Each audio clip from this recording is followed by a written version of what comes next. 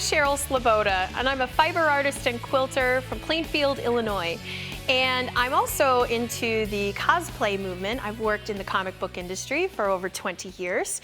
And what I'm using today is a fabric called polyurethane laminate, or PUL, or also called PUL, but I like to call it PUL. And the features of this fabric is that it's a little bit like a regular fabric on one side, and the back side has the polyurethane laminate, and it makes it waterproof. And for my steampunk outfits, what I'm going to be making is a pair of arm bracers, or arm covers. So how I get started is to make an actual pattern for my particular arm. And so what you would do is you're going to put your arm down onto your piece of paper. This is just regular craft paper. And I'm just going to draw a line around my arm. And that's going to give me a shape that's specific to my hand. So once I have that drawn on here, this section here is going to be the hole for my thumb. And now I'm going to add a 3/4 of an inch plus an extra 1/4 inch for my seam. So the 3/4 inch, I'm going to just draw all along here, and you would just do this with your ruler. And you're going to go straight across. That's where it's going to come across the top of your hand. And I'm just going to add my 3/4 of an inch. And then again, you would do this with your ruler, and you're going to add another 1/4 of an inch. Now that extra seam allowance is going to allow the armband to wrap up and around your arm. So the reason I'm using the polyurethane fabric in this particular project is that the polyurethane has a bit of stickiness to it, and so my armbands are not going to slip down. So it's actually going to stick a little bit better to my arm so that I'm not constantly pulling up my costume pieces. So I do like that as a feature. So I'm going to just finish my design, and I've already got that cut out here for my pattern.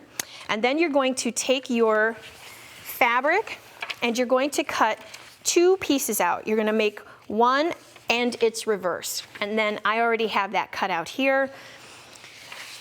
And what we're going to do is we're going to take this over to the machine, but first we're going to take our pattern and we're going to mark the armbands, or sorry, for the holes for your thumb. So you do have to transfer that to the piece in the spots where your thumb goes. So we're going to take this to the machine and we're going to do a little bit of sewing.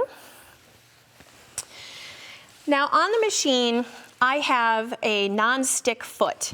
Because the polyurethane has a bit of stickiness to it, sometimes I find that the polyurethane will stick either to the foot or to the base of the machine, and so I do want to prevent that.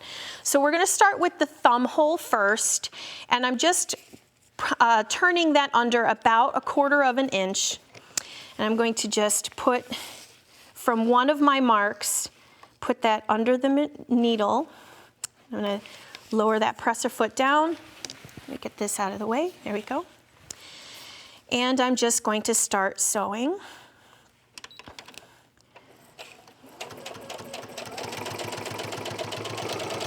Okay. And when I'm finished, I'm just going to trim this up. All right. Now we're going to do the same for our other thumb hole. Find our marks. And we're going to turn that under about a 1/4 of an inch. Put that under the machine. And there we go. Now if you want to keep the waterproof properties of this fabric and not create any holes, when you are sewing your pieces together, you'll want to use clips instead of pins. But these actually go together pretty well. Since it's one long seam, I'm not really going to need any pins or clips. But this is the part where you're going to have it stick to either the bed of the machine or to the foot itself. And what I do sometimes is I will actually take extra tissue paper from my patterns and put that under the bed of the machine. So that's a good tip for you if you find that it's sticking to like the table portion down here. So I'm just going to get this started. And I'm doing a 1/4 inch seam, so I'm following the seam allowance on the bed of the machine, so I don't have to pre-mark my seams. Okay. Now if I do want to take a reverse at the beginning and end, just to give that part a little stability, when you put your arm in and out of these, sometimes they will create a little stress there. So you do want to have that little back stitch at the beginning and at the end. So I'm not going to clip the threads here, but you would normally clip the threads here. If you do need to press this fabric at all, you're going to want to make sure that you press it with a very low iron, and you can use steam, but if you use too hot of an iron, you're actually going to melt the polyurethane. And you always, always, always want to iron from the fabric side, not the polyurethane side. Because once you put your iron on this stuff, it's going to just melt right away and be on your iron and not on your project. So at this point is where I would add any embellishments to the outside of my steampunk bracers. And what I'm going to, I'm just going to show you what I would do is I would take these really nice buckles, and what I do is I line the edge of the buckle up with the actual seam.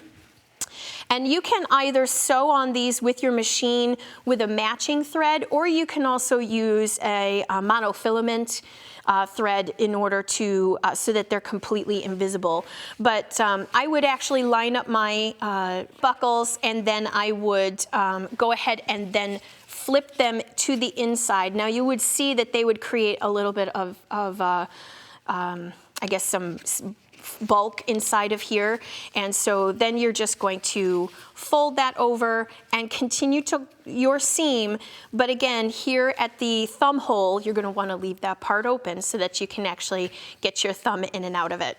So I'm going to take the buckles out, and I'm going to show you this, how to sew this seam. So we do have to remember again that we're going to not sew where the thumb hole is, because we don't want to sew our thumb hole closed. So we're just going to lower, press our foot. There we go. And again, you do have to remember that at the beginning and end of this seam, we're going to reverse. Putting it on and off creates a little stress point, so we want an extra stitching to happen there.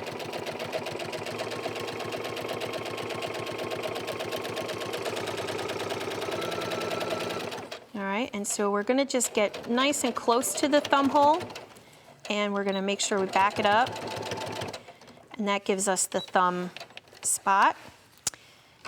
So we're just going to clip thread there, and we're going to do the top part that goes on your hand. And actually I'm going to flip that over so that I sew towards the thumb hole. It's easier for me to do that. Oh, don't forget to go backwards a little bit.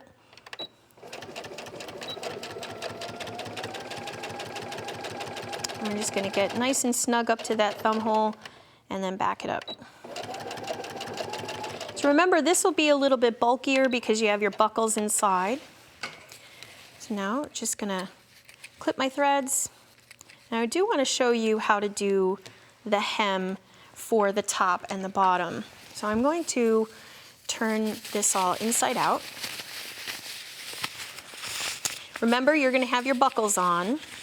You see there's your nice thumb hole. And I will show you here at the top. What you're going to do is you're going to fold it over about 1/4 inch. And we're going to start with this at one of the seams, and we're going to start with it on the bottom. And I know that's a little bulky there. We're gonna get this under the presser foot, and then we'll start sewing, and it'll be a little obvious. Now this, because this part is so small, it's not able to fit all the way around the free arm. So we'll have to not do this using a free arm. We're just gonna have to sort of massage it under the needle. All right, and then as we keep rotating it, we're gonna keep turning that hem under.